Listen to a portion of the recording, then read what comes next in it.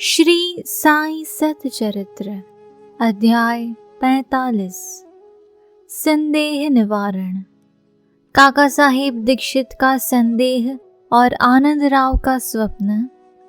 बाबा के शयन के लिए लकड़ी का तख्ता। प्रस्तावना। गत 3 अध्यायों में बाबा के निर्वाण का वर्णन किया गया है।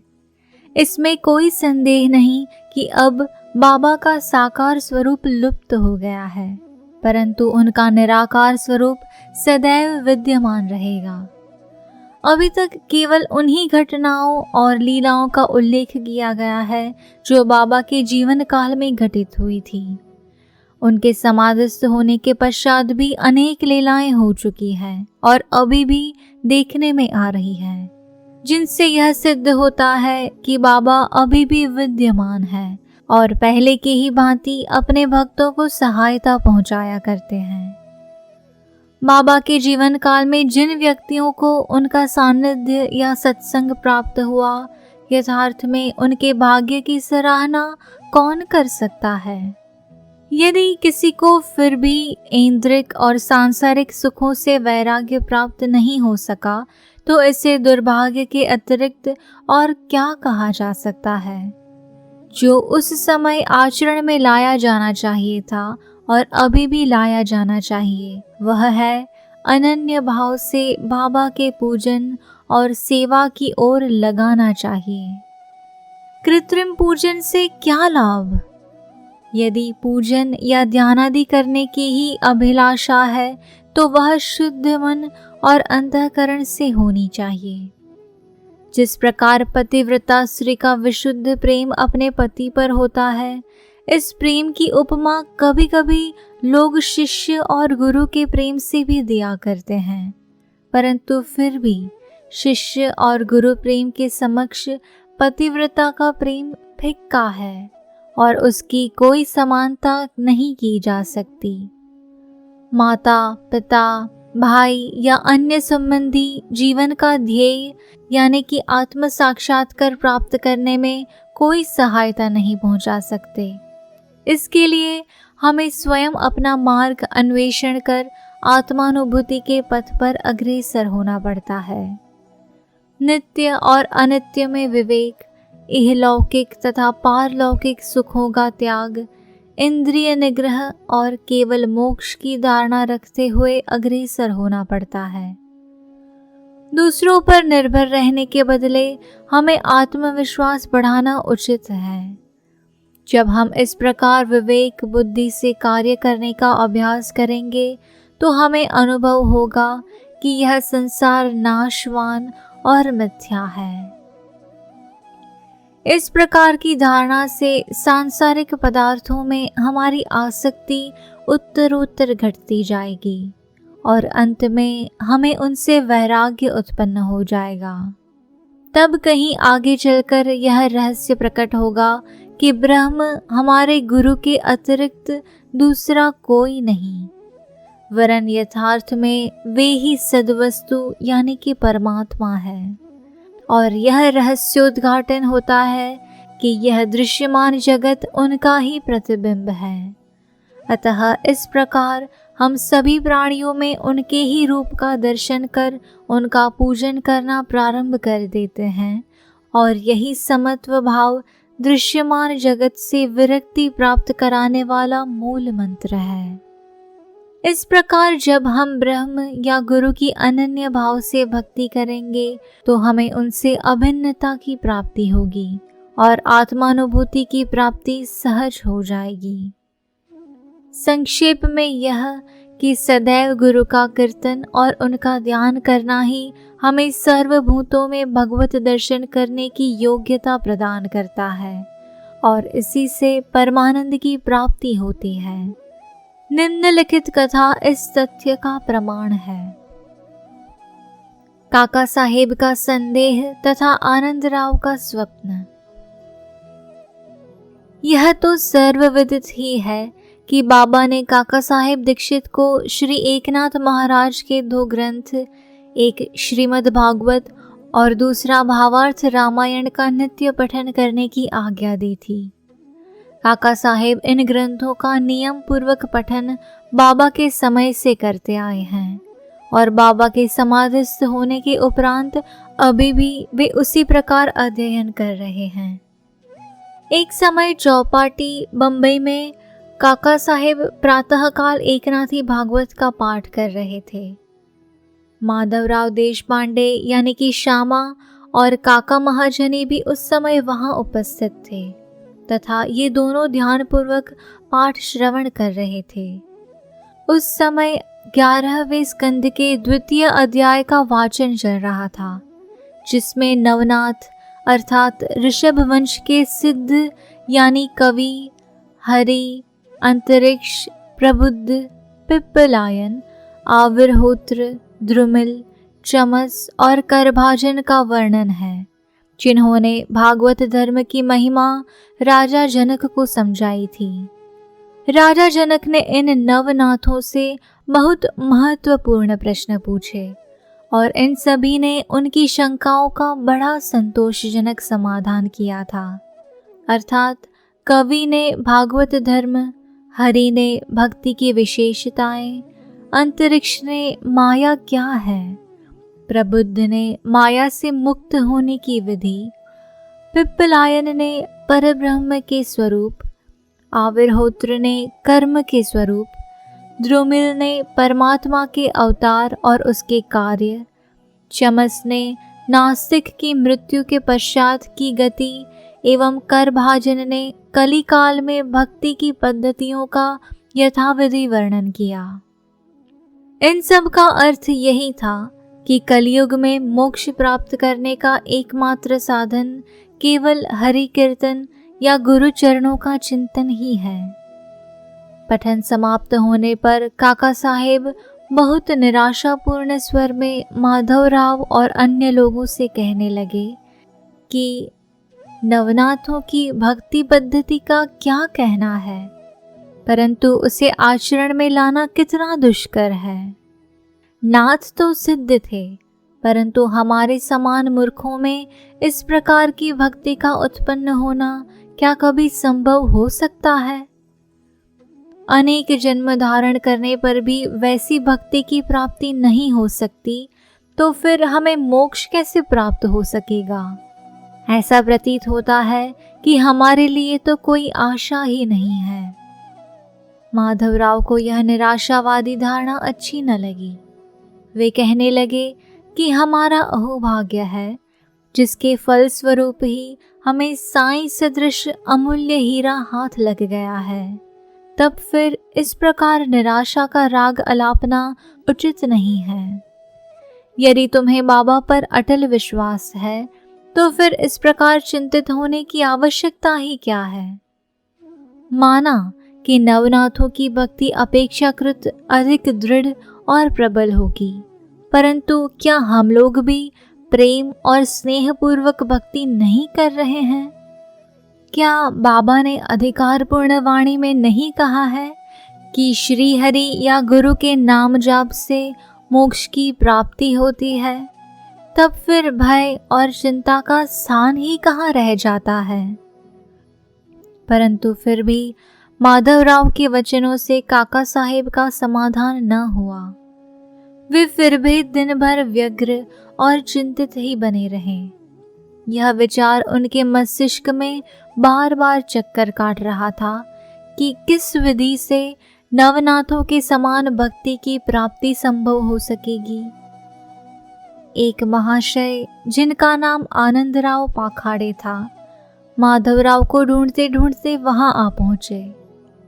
उस समय भागवत का पठन हो रहा था। श्री पाखाड़े भी माधवराव के समीप ही जाकर बैठ गए और उनसे धीरे धीरे कुछ वार्ता करने लगे। वे अपना स्वप्न माधवराव को सुना रहे थे। इनकी कानाफूसी के कारण पाठ में विघ्न उपस्थित होने लगा। अतएव काका साहेब ने पाठ स्थगित कर माधवराव से पूछा कि क्यों, क्या बात हो रही है? माधवराव ने कहा कि कल तुमने जो संदेह प्रकट किया था, वह चर्चा भी उसी का समाधान है। कल बाबा ने श्री पाखड़े को जो स्वप्न दिया है उसे इनसे ही सुनो। इसमें बताया गया है कि विशेष भक्ति की कोई आवश्यकता नहीं, केवल गुरु को नमन या उनका पूजन करना ही पर्याप्त है। सभी को स्वप्न सुनने की तीव्र उत्कंठा थी और सबसे अधिक काका साहिब को। सभी के कहने पर श्री पाखड़े अपना स्वप्न सुनाने लगे, जो इस प्रकार है। मैंने देखा कि मैं एक अथाह सागर में खड़ा हुआ हूँ। पानी मेरी कमर तक है और अचानक ही जब मैंने ऊपर देखा तो साईं बाबा के श्री दर्शन हुए। वे एक रत्न जटित सिंहासन पर विराजमान थे और उनके श्री चरण जल के भीतर थे। यह सुंदर दृश्य और बाबा का मनोहर स्वरूप देख मेरा चित्त बड़ा प्रसन्न हुआ। इस स्वप्न को भला कौन स्वप्न कह सकेगा। मैंने देखा कि माधवराव भी बाबा के समीप ही खड़े हैं और उन्होंने मुझसे भावपूर्ण शब्दों में कहा कि आनंदराव, बाबा के श्री चरणों पर गिरो। मैंने उत्तर दिया कि मैं भी तो यही करना चाहता हूँ, परंतु उनके श्री चरण तो जल के भीतर है। अब बताओ कि मैं कैसे अपना शीश उनके चरणों पर रखूं? मैं तो निसहाय हूं। इन शब्दों को सुनकर श्यामा ने बाबा से कहा कि अरे देवा, जल में से कृपा कर अपने चरण बाहर निकालिए ना। बाबा ने तुरंत चरण बाहर निकाले और मैं उनसे तुरंत लिपट गया। बाबा ने मुझे यह कहते हुए आशीर्वाद दिया कि अब तुम आनंद पूर्वक जाओ, घबराने या चिंता करने की कोई आवश्यकता नहीं। अब तुम्हारा कल्याण होगा। उन्होंने मुझसे यह भी कहा कि एक जरी के किनारों की धोती मेरे श्यामा को दे देना, इससे तुम्हें बहुत लाभ होगा। बाबा की आज्ञा को पूर्ण करने के लिए ही श्री पाखड़े धोती लाए और काका साहेब से प्रार्थना की कि कृपा करके इसे माधवराव को दे दीजिए। परंतु माधवराव ने उसे लेना स्वीकार नहीं किया। उन्होंने कहा कि जब तक बाबा से मुझे कोई आदेश या अनुमति प्राप्त नहीं होती, ऐसा करने में मैं असमर्थ हूँ। कुछ तर्क वितर्क के पश्चात काका ने दैवी आदेश सूचक पर्चियां निकालकर इस बात का निर्णय करने का विचार किया। काका साहेब का यह नियम था कि जब उन्हें कोई संदेह हो जाता तो वे कागज की 2 पर्चियों पर स्वीकार और अस्वीकार लिखकर उसमें से एक पर्ची निकालते और जो कुछ उत्तर प्राप्त होता था उसके अनुसार ही कार्य किया करते थे। इसका भी निपटारा करने के लिए उन्होंने उपर्युक्त विधि के अनुसार ही 2 पर्चियां लिखकर बाबा के चित्र के समक्ष रखकर एक अबोध बालक को उसमें से एक पर्ची उठाने को कहा।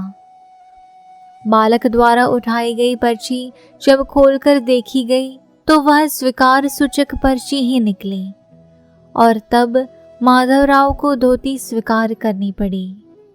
इस प्रकार आनंदराव और माधवराव संतुष्ट हो गए और काका साहेब का भी संदेह दूर हो गया।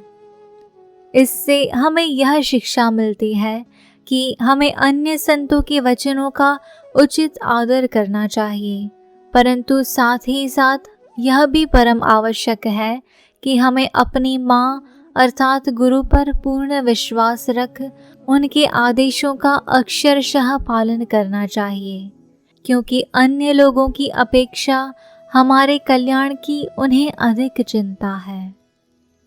बाबा के निम्नलिखित वचनों को हृदय पटल पर अंकित कर लो।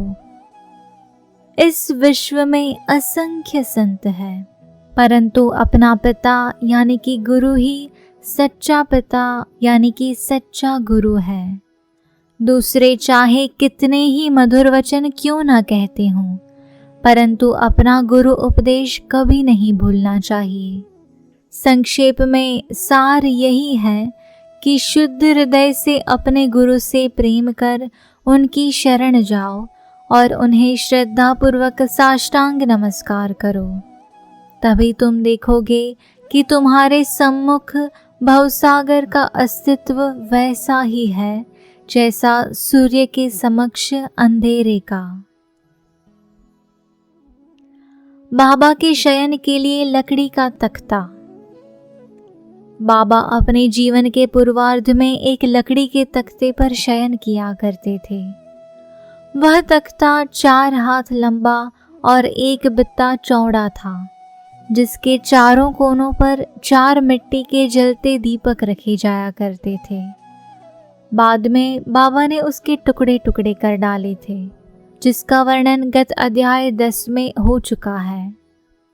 एक समय बाबा उस पटिये की महत्ता का वर्णन काका साहिब को सुना रहे थे, जिसको सुनकर काका साहिब ने बाबा से कहा कि यदि अभी भी आपको उससे विशेष स्नेह है तो मैं मस्जिद में एक दूसरी पटिया लटकाए देता हूँ। आप सुखपूर्वक उस पर शयन किया करें। तब बाबा कहने लगे कि अब महालसापति को नीचे छोड़कर मैं ऊपर नहीं सोना चाहता। काका साहिब ने कहा कि यदि आज्ञा दे तो मैं एक और तख्ता महालसापति के लिए भी टांग दूं। बाबा बोले कि वे इस पर कैसे सो सकते हैं? क्या यह कोई सहज कार्य है? जो उस गुण से संपन्न हो वही ऐसा कार्य कर सकता है। जो खुले नेत्र रखकर निद्रा ले सके वही इसके योग्य है। जब मैं शयन करता हूँ तो बहुधा महालसापति को अपने बाजू में बैठाकर उनसे कहता हूँ कि मेरे हृदय पर अपना हाथ रखकर देखते रहो कि कहीं मेरा भगवत जाप बंद न हो जाए, और मुझे यदि थोड़ा सा भी निंद्रित देखो तो तुरंत जागृत कर दो। परंतु उससे तो यह भी नहीं हो सकता। वह तो स्वयं ही झपकी लेने लगता है और निद्रामग्न होकर अपना सिर डुलाने लगता है, और जब मुझे भगत का हाथ पत्थर सा भारी प्रतीत होने लगता है तो मैं जोर से पुकार उठता हूँ कि ओ भगत। तब कहीं वह घबराकर नेत्र खोलता है। जो पृथ्वी पर ही अच्छी तरह बैठ और सो नहीं सकता तथा जिसका आसन सिद्ध नहीं है और जो निद्रा का दास है, वह क्या तख्ते पर सो सकेगा? अन्य अनेक अवसरों पर वे भक्तों के स्नेहवश ऐसा कहा करते थे कि अपना अपने साथ और उसका उसके साथ। श्री सद्गुरु साईनाथार्पणमस्तु। शुभम भवतु।